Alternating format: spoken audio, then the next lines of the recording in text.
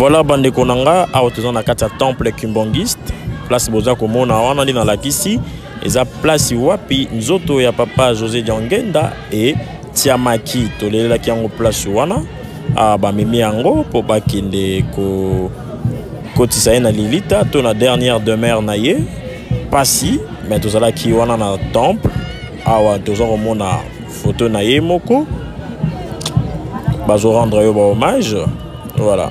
Donc c'est fort. Photo na yangwana. Pas si mais papa lobito de la té. Kasito za la makasi na mabondeli pe na banzembo. Et puis bandeko na ngai tant papa Simon ki mangu kia nazo kota na kata temple. Alors ba caro est fissuré.